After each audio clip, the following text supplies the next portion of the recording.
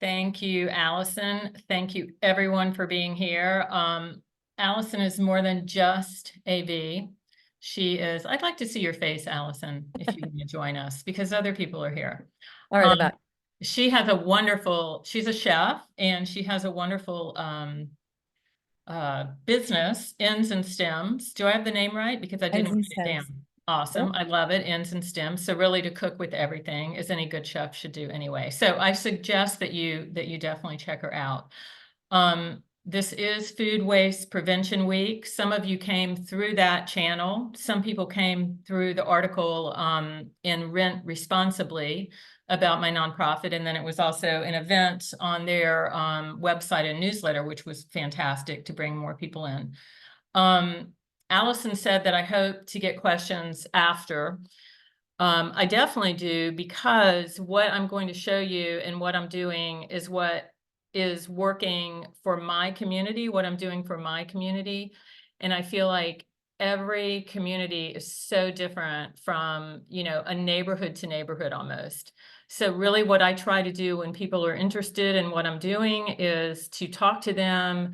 And you're of course free to contact me later and brainstorm on what might work best for your situation, because every situation is super different. I do, my nonprofit is, the purpose is to reduce waste in vacation rentals. So I'm really looking at the vacation rental department of vacations, but it's really any place that has a kitchen. So it could also be hotels. And the thing about vacation rentals is, unlike hotels, they're not so much institutions. And that's why I really like to talk to each person or each property management group, because it is so different. So I'm going to zip through my little PowerPoint and then we will talk after. So my tagline is, after a stay, give it away. And that is my goal. So I'm in Florida. I'm in a town called Indian Rocks Beach, which is in a county that's called Pinellas County. And we are between Clearwater and St. Pete. My community is very small. It's just like 3,500 people, but we have a ton of vacation rentals. Florida alone, 120 million visitors in 2022. Now, they're not all in vacation rentals, but that's a lot of people. And the reason that I picked this photo is because of the airplane. So a lot of people fly in, they buy food, and they're flying out and they can't take it with them. So I see a lot of food wasted because of this. This is my county. This is just a screenshot I did from Airbnb. We have more, so we have about 1 million residents in our county with more than 10,000 vacation rentals. So you can see that we have a lot. And as I mentioned, a lot of times what happens is people buy food and then they throw out what they can't take home. I just had a food drive a couple days ago that I'll tell you about later. And of course, nobody wants to see food wasted. Current statistics are that 40% of food is wasted in the US. And what Allison illuminated me to, which was rather surprising, is that 48% of the 40 is wasted in households, not in institutions, not in restaurants or hotels or universities, but in households. So that is a lot. And those are things that we are in charge of. So I'm not going to talk so much about stuff here today, since this is Food Waste Prevention Week, but I also try to reduce waste in other things like beach chairs, of which Santa clearly needed one, and beach balls and plastic and toys and coolers and umbrellas. All these things get tossed in landfills and along with food, and then they fill them up.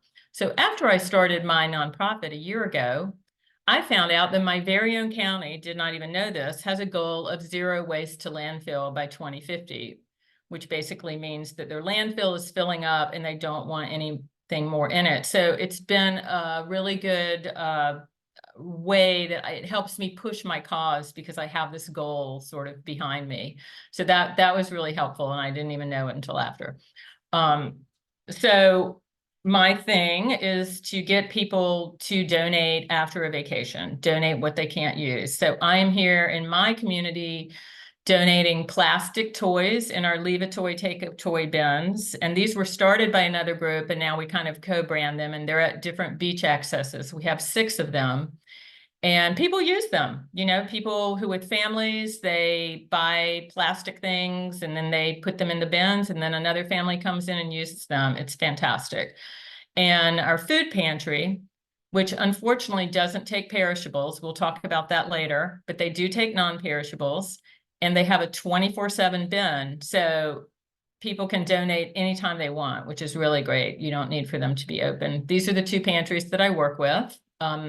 The one on the left is my local, and the one on the right does take perishables, and they're not far away. So one of my other little lines is, we show you how and where, you take it from there, because I do not pick up food and deliver it. I really am an informational resource, and I try to help facilitate that being done by other people as a habit, as a practice, as a normal habit. Some of the things that I have helped start, there's a beach area called Sand Key filled with high rises. And they have short-term rentals that are usually a little longer stay, like 2 weeks to a month. And people buy a lot of food for those. So 2 women at one of the condo buildings made a bin for their lobby, and we sort of co-branded that, and they're responsible personally for getting the food and taking it to the pantry. It's all non-perishables. So, you know, if we had this in every condo lobby, how wonderful would that be? So that's one of the initiatives that I'm pushing. This is from, I do occasional food drives, and this particular pantry, which takes perishables, I have done 4 food drives. And what I do, and I can go into this in more detail later, but I've had different locations for the food drives on my beach. My beach is only 2.2 miles long. The only ones that really work are the ones where I'm at a condo building and I'm basically talking to people, approaching them, you could say ambushing them between the elevator and the parking lot as they're checking out. I do it on Saturday mornings when most people check out. Then they give me tons of food, but if they have to go out of their way, or if an owner has to go out of their way, it doesn't usually happen. Sometimes, but not often.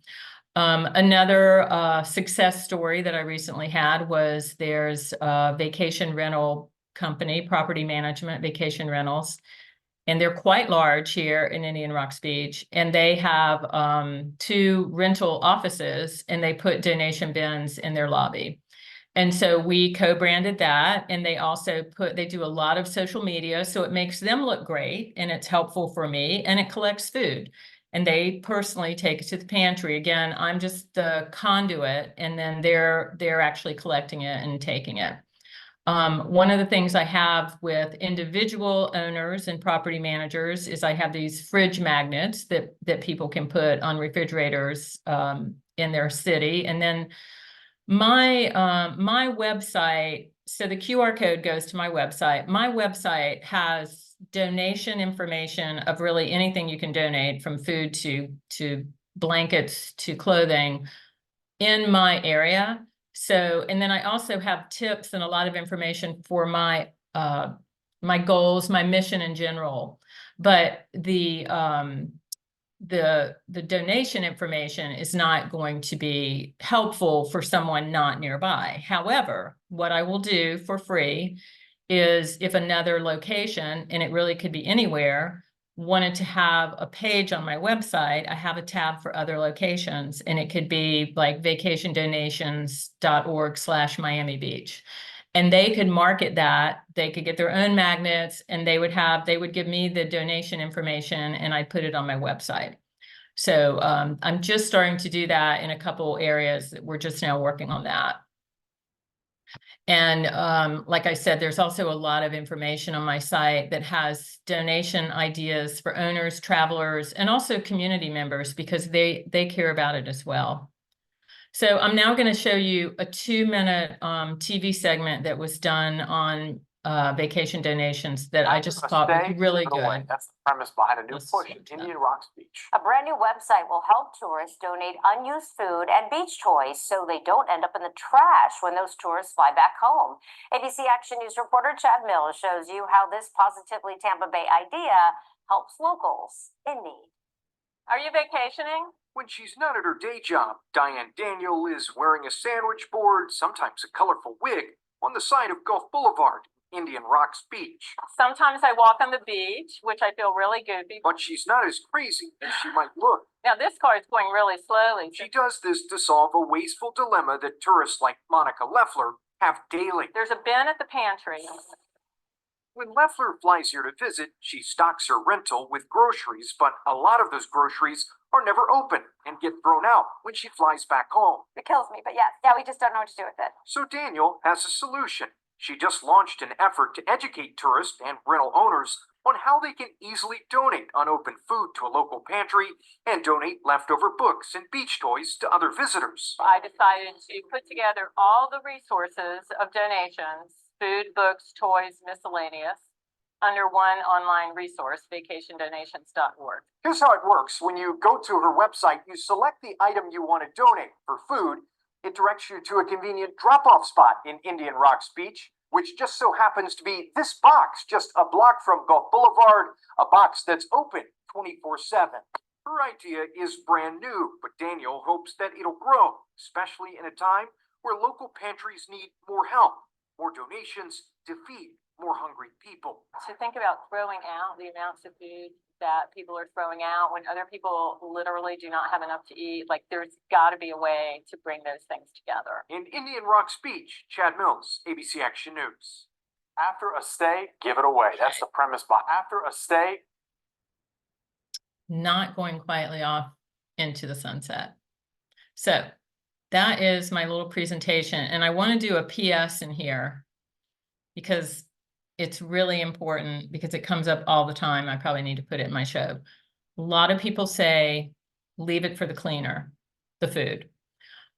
But that can work if you know that your cleaner needs the food and wants the food and is going to use the food.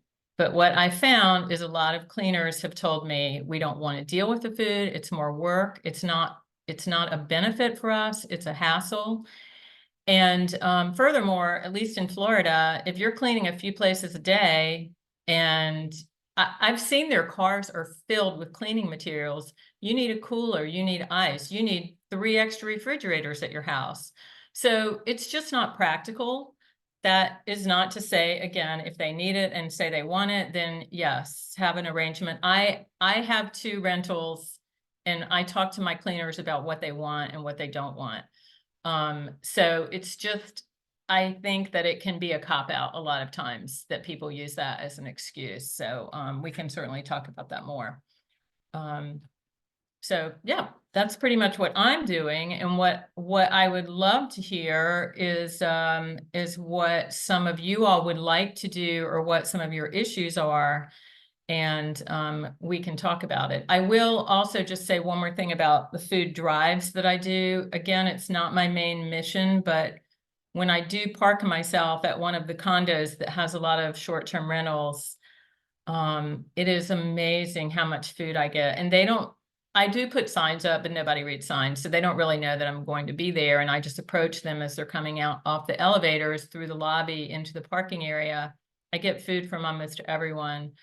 The food drive I did the other day, one person gave me like 5 unopened packages of cold cuts and 2 blocks of cheese that hadn't been opened, and some fruit and some eggs that the carton had been opened, but you can still donate it because the eggs have their own little wrapping. And yeah, it was amazing. And that food probably would have been thrown out. So does anyone want to tell me about, yep. Recently vacation in Santa Fe, and the only challenge was refrigerated food. Exactly. Well, one thing you can do, depending on how long you're going to be away, is put your food in your suitcase. I have absolutely done that. What my hope is that someday you'll go to vacationdonations.org/Santa Fe, and then you'll find places to leave it. But since we're not there yet, I would say that there are popping up Facebook groups that deal with this in vacation areas. Apparently Disney World has a lot of them. You can try that. There's also the Buy Nothing Facebook groups. But Also, I assume that you're a traveler, the person who asked that question, as opposed to a property manager or an owner, is I do feel that as travelers, the more we ask for things, the more that they will become standard. Maybe it won't be on the level of Wi-Fi, but we all remember how no one could get decent Wi-Fi at a vacation rental. It was crazy. And people just didn't prioritize it.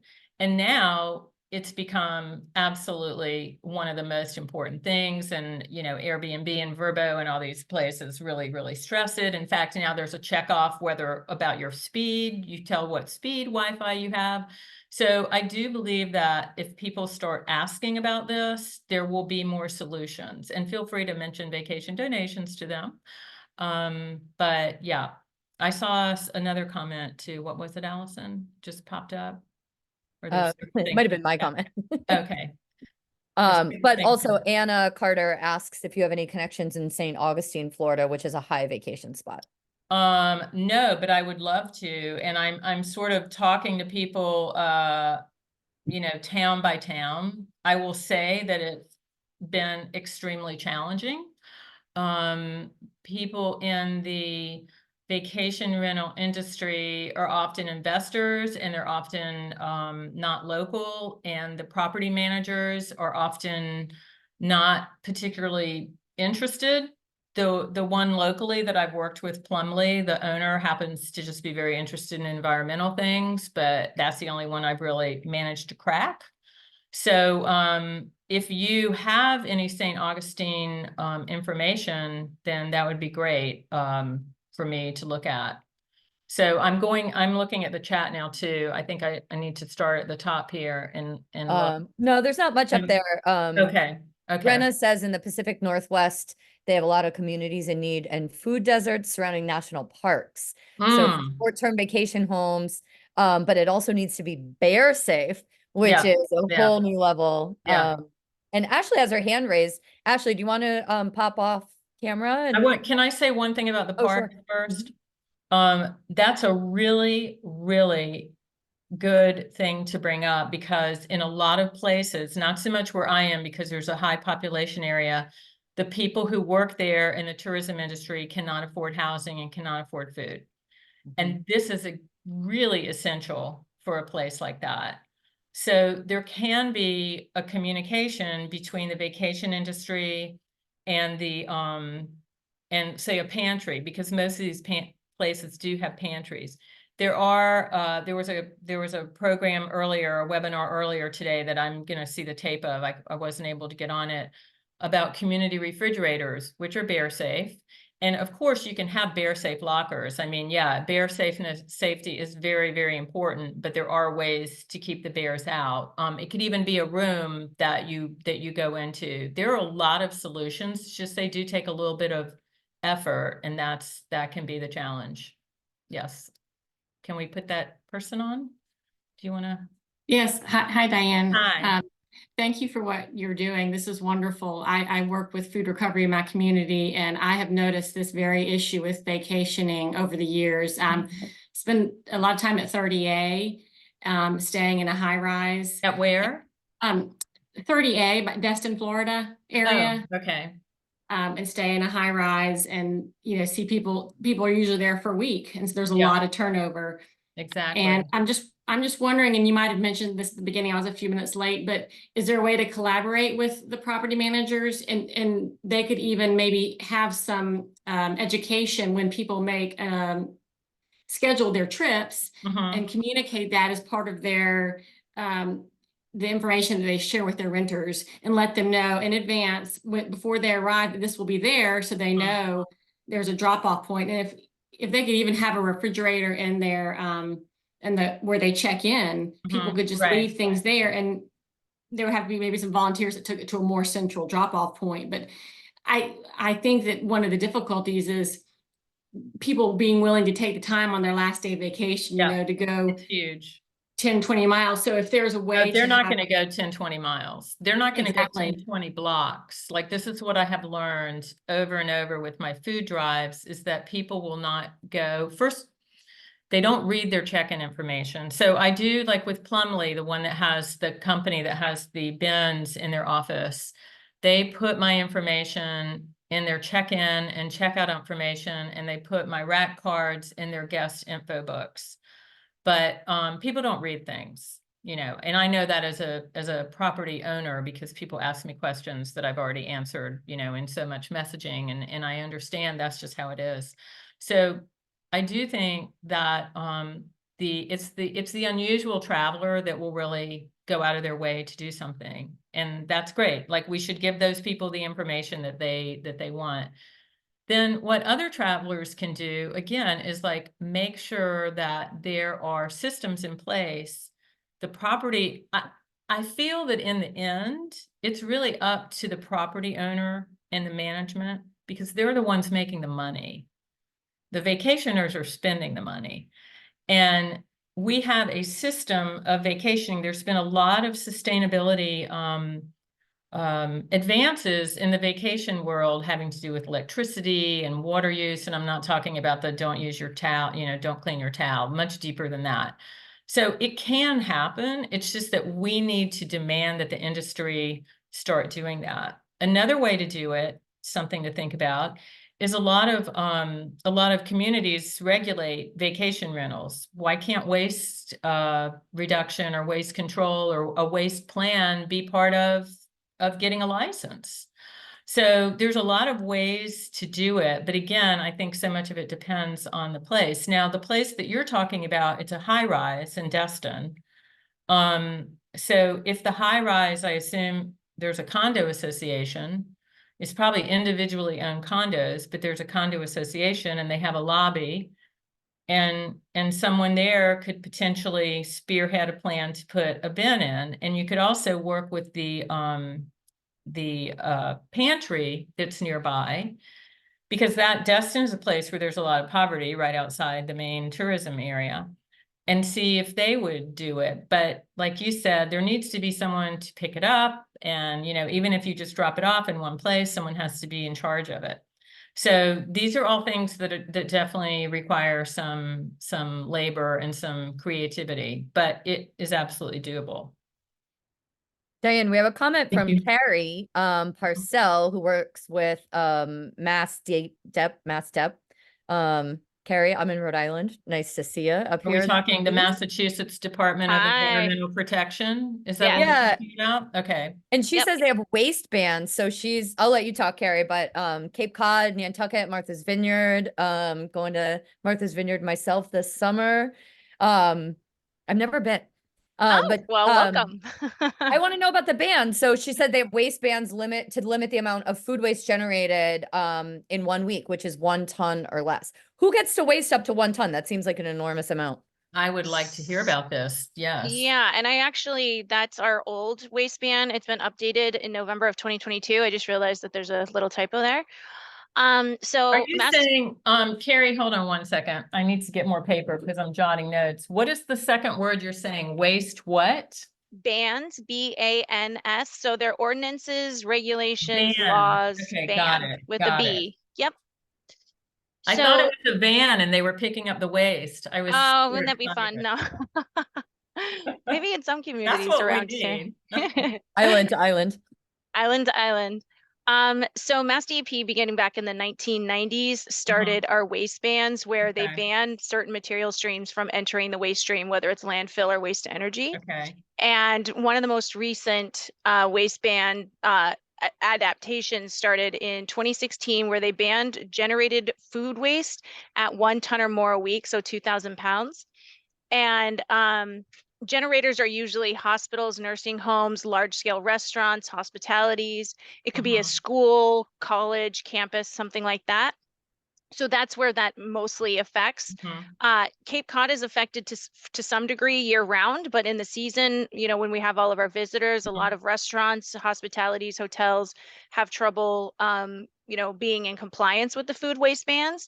In November 1st of 2022, they actually lowered that threshold to 1/2 ton or more per week. So what that are these basically places doing to reduce their waste? So in some instances, I've talked to some haulers, I've spoke with some of the businesses, and a lot of them have gigantic garbage disposal. So they're sending things to our wastewater treatment. And we Okay. have an issue with wastewater and sewage and septic here in this area. Rhode Island might have the same sort of issues, to be honest. And so, you know, I work with a food access coordinator here on the at the county, and you know, we're really trying to tap into different ways that we can remedy, one, compliance with the food waste bans, but two, to rescue, you know, safe and healthy food that's for human and animal consumption prior to before it goes for resource recovery, composting, I or, think, you know, into the landfill. I think, Carrie, you and I should talk later one-on-one, because actually the vineyard, so I lived in Boston 15 years. I worked at the Globe, and I know the area well, and the vineyard is on my list because the vineyard is an island that you must reach by ferry. Yep. So the messaging you can do there is great because you have a captive audience, unlike a place where there's 5 different highways into someplace. So to me, the vineyard, the Cape also, but the vineyard especially, is just a really good sort of micro community that I would love to work with. Yep. So I will find you and All talk. right, to you. I will type my email Okay. into the chat. Great. But I just wanted to sort of introduce myself and say, you know, I grew up in Oregon, so I see different challenges from the Pacific Northwest through here. And I've lived in Florida and a bunch of other states. So this is an interesting topic, and I was really glad that I got the email for this. So thank you. And Great. I'll Yeah, shut up and I let other definitely want people. to talk to you. Thank you. Thank you You're so much. welcome. And I'm vacationdonations@gmail.com. And Okay, it's great. all over my website. I'm easy to find. All right, perfect. We have Cindy, who has started a nonprofit for similar purpose in the vacation area in North Carolina. Donation bins on the properties, but she's resonating about the messaging. It's not getting through. People aren't reading it, and there aren't getting very many donations at all. And I just want to connect that there's another comment below that too. It seems very common that there's a vacation area and then there's an area of year-round residents in poverty or with less than. And I just think that's such a poignant intersection, and it Yeah. seems like a common thread. Everybody has mentioned that so far. And one other thing I want to say, Diane, and Yeah. would love to hear you talk about more, is the thing about just assuming that the cleaners will take it. Mhm. Since I talk a lot about food waste and in your homes, I think there's a huge difference in like donating food with compassion and just sort of chucking what would otherwise be trash at Mhm. somebody because they probably need it. And it really just doesn't sit right with me. And even think about, like, let's say I have half a bottle of ketchup. If I come to you and say, Diane, I bought this for my family, we have half a bottle left, it's just new this week, can you use this? Mhm. You'll immediately think, okay, sure, I can use that ketchup. But if I just left half a bottle of ketchup that you knew no provenance of sitting around, then it looks like trash. It could be the Mhm. same bottle of ketchup, but the Sure. manner of handing it off to somebody else is really important. And it's the difference between donating with dignity or just, you probably need this, so why don't you just pick it up? So I like that you bring that up, and I also feel strongly that we should not do that. I think in the vacation realm, it's impossible to donate with dignity unless you have a plan and you say that's what you're doing. Because first of all, these days, especially vacation rentals, everything is anonymous. You have self check-in. You often see no one. So my place that I rent, I have 2 places. One is the home I'm in right now. I live in Florida part-time. And the other is an addition to the home that has a separate apartment, that when I'm here, then I'm the host on site, and then it's a whole different ballgame. Then I actually tell people before they check in, here's what I have left over from the other guests. Can you use it? This has been open. Do you mind? And it's great because most people will take things. But I do think in general, it's super hard Yeah. to have any kind of a communication. But I think if you're getting it to a donation center or Yeah. someone, a pantry that can hand out, like, that to me counts Absolutely. Yeah. as doing it politely, rather than just assuming that the Right. next person to set foot in the house is Right. going to need it without that buffer. There's an assumption, and then there's also, it's not a system. Like I am in favor of systems. And I saw a comment about giving food to homeless people, which is great, but there's also systems for that. So I'd rather the food go to a place that gives food to homeless people rather than just handing out random food to someone whom you might see on the street. Frankly, there's not a lot of homeless people like at the beach. They're across the bridge, and the travelers aren't going to go across the bridge to find them. So I think the more you have some kind of a system or a program, the better directed the food is going to be. Cindy, in North Carolina, where in North Carolina are you? Are you here?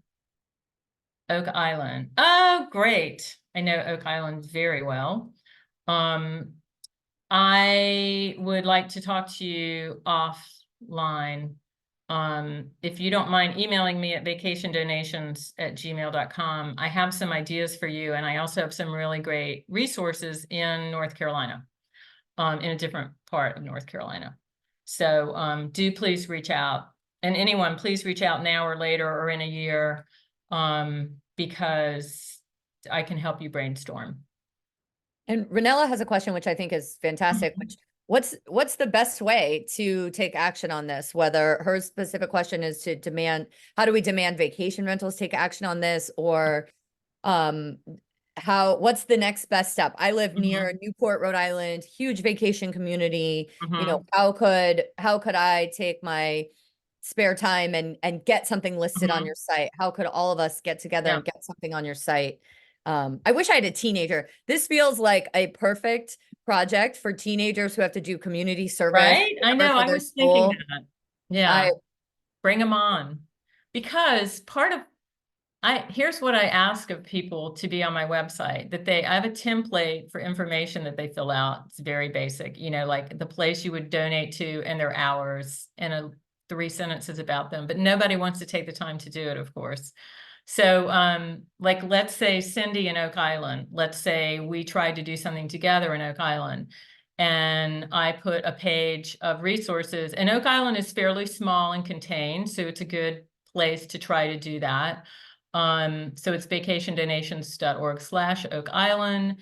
Then we start branding and we start doing more publicity, and we reach out to different people as well as the tourism people in all of North Carolina. So there's a lot of ways to do it like that. So that's kind of how can I get something like this started in my community or further enhanced in my community.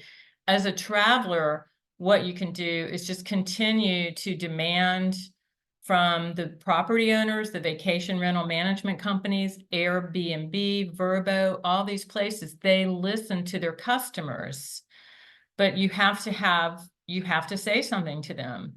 And the more, and if they say we leave it for the cleaner, then you need to say, no, I don't accept that answer. Or say, oh, well, tell me about your plan for leaving it to the cleaner. Do you supply them with coolers and dry ice? You know, I mean, if they feel that they could potentially lose a customer because of it, they will listen. And this is what I'm always trying to get people to do. It's a long slog. I mean, I've been at this for a year. And again, in my little community where pretty much everyone knows my name and runs from me, it's hard.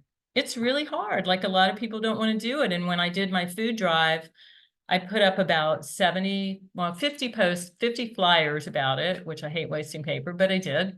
And tons of social media. And I personally emailed every property owner and manager. They're all listed in this registration system we have. 400 or so people about the food drive. Just, please tell your guests who are checking out on Saturday, or, please know yourself, you can bring things between these hours. I got not one answer.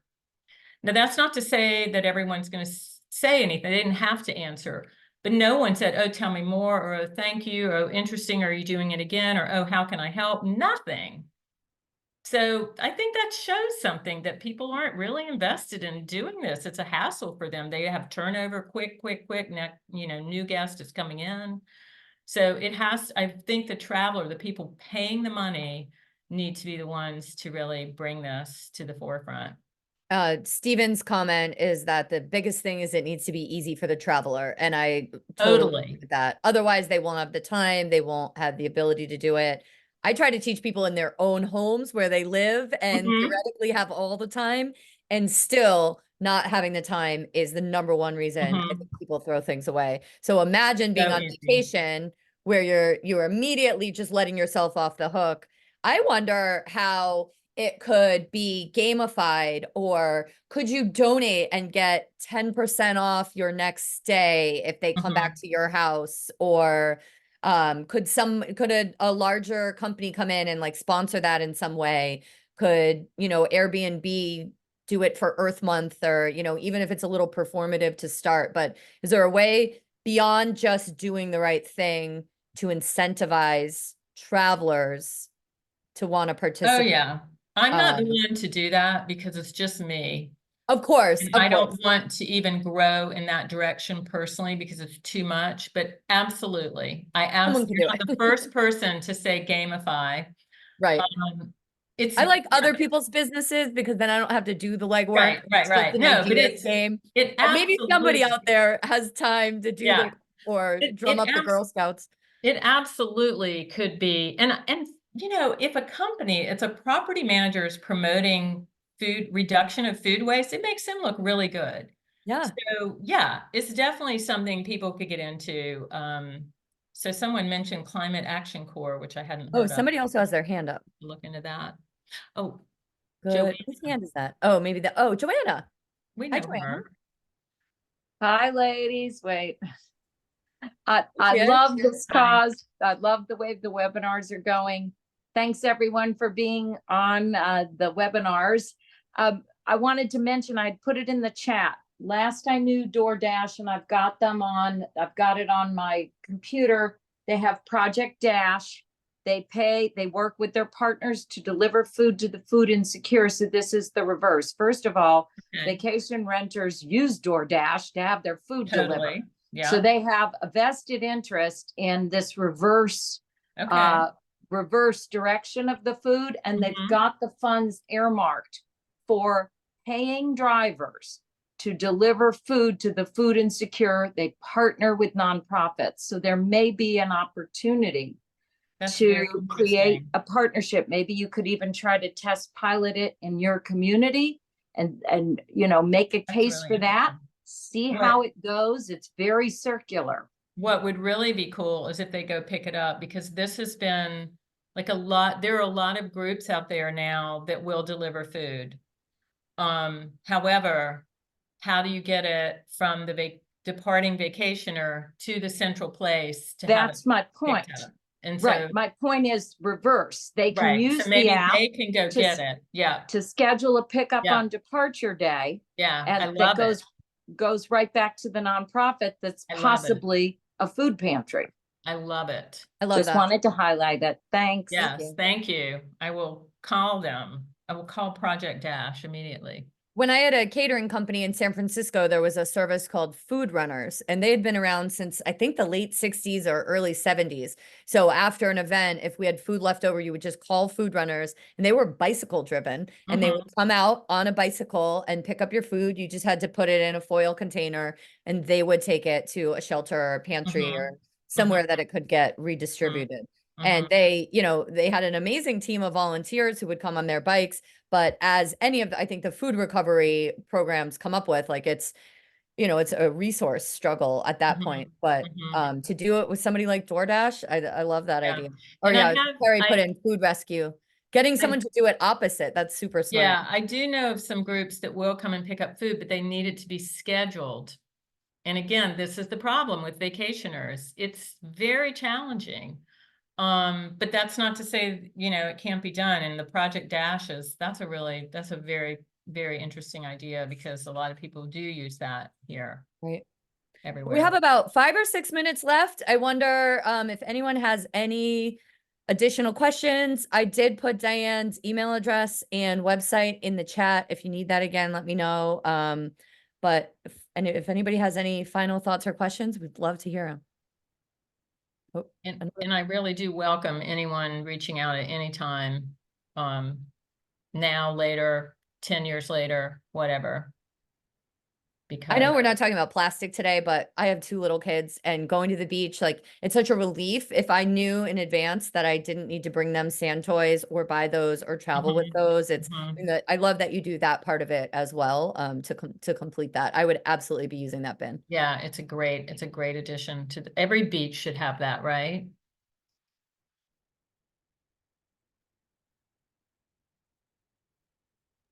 Well, if that's it, I think I'm trying to think yeah, but let me just make a plug one more time for doing a page for your community on my website. It doesn't cost you anything, and we can try it. And if it doesn't work, we just take it down if you don't want it. And it's really up to you folks to market it any way you want to. But my hope, okay, maybe dream, pie in the sky dream, but I would love to see vacation donations become synonymous with I'm on vacation, where can I donate food? Where can I donate things? Just like Goodwill, where's the Goodwill bin? Just so that people have in their mind that if they go somewhere, they're going to be able to find these things under one roof in that little community they're in. That would be just fantastic. I wonder if a local car rental company or bike rental company or something like that, that point where you land and then you get your car, so you know you're returning there right before you get on your return flight. So many ideas. I'll look into that, Allison. So many ideas. We just need time and people and money. You know how much we all love car rental companies. They're the best. Right? But I appreciate it. No, every idea is, spins off other ideas. So good. Very good. Well, I enjoyed this very much, Diane, and I bet everyone else did as well. And thank you everyone for being here. Really, really appreciate it. Go forth and donate. Go forth and donate and join another event on Food Waste Prevention Week here. There's so many great things going on. I think I signed up for about 6 webinars, so. Thank you, Allison, for your hostessing with the mostessing. My pleasure. All right.